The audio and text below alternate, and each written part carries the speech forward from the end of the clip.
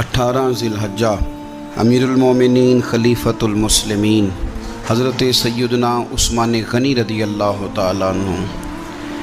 آپ کا یوم شہادت ہے۔ 82 سال کی عمر پا کر لگ بھگ 12 سال کے قریب امور خلافت سر انجام دے کر